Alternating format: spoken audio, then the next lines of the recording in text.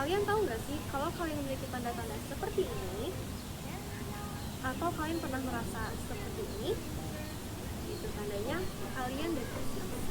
Kalau kalian depresi, itu bahaya banget buat mental kalian. Kalian bakal sedih terus, dan kalian harus coba cari lingkungan kalian yang supportif agar kalian bisa mendapatkan lingkungan yang kalian.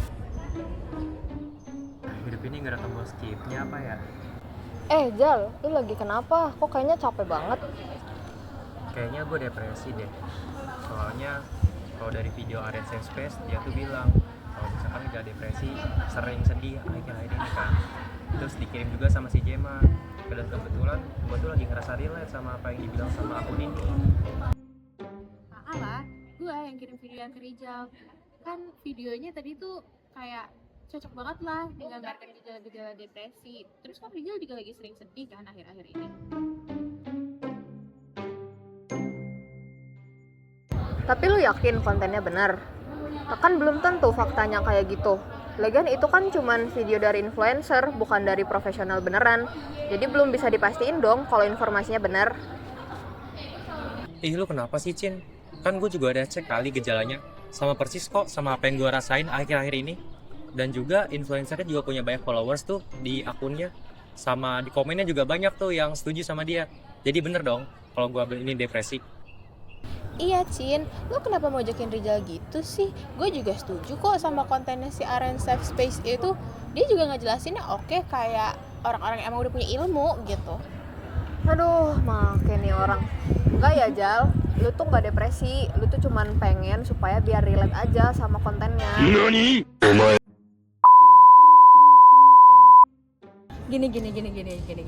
Tolong ya, gue izin jump in dulu nih, Jal.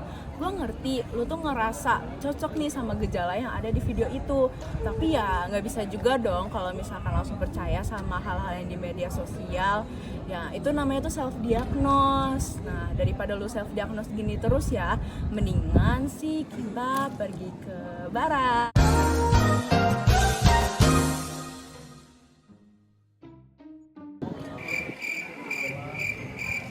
Aduh, bercanda.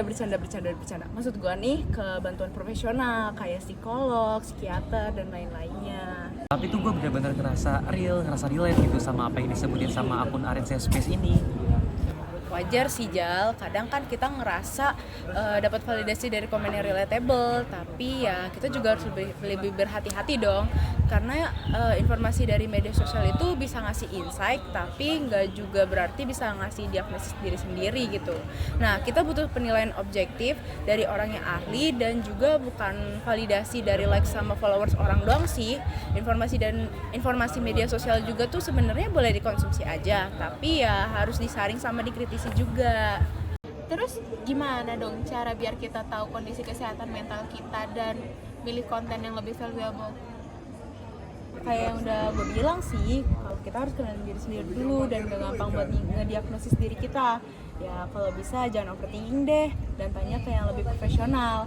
Nah biar gak overthinking, coba deh terapin afirmasi positif setiap kalau misalkan mau memulai hari.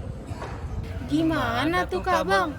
Nah, caranya ucapin hal-hal kayak gini.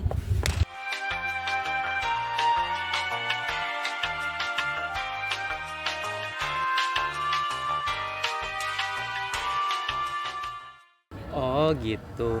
Jadi selain afirmasi positif, ada gak sih cara lain yang bisa bikin kita tuh paham sama kondisi mental kita sendiri?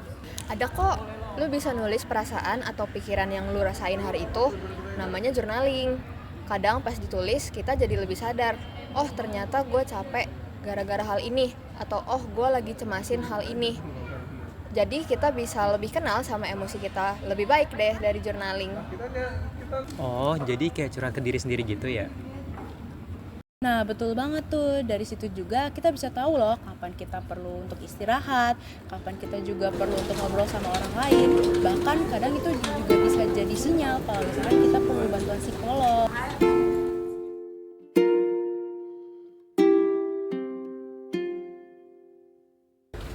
Gangguan mental bukanlah tebakan. Jangan asal menelan mentah-mentah informasi yang beredar di sosial media, apalagi sampai melakukan self-diagnose seperti Rizal tadi.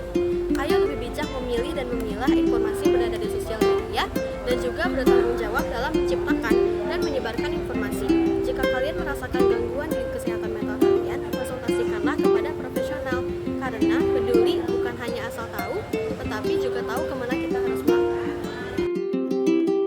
Jangan diagnosis sendiri, Ayo ke psikolog.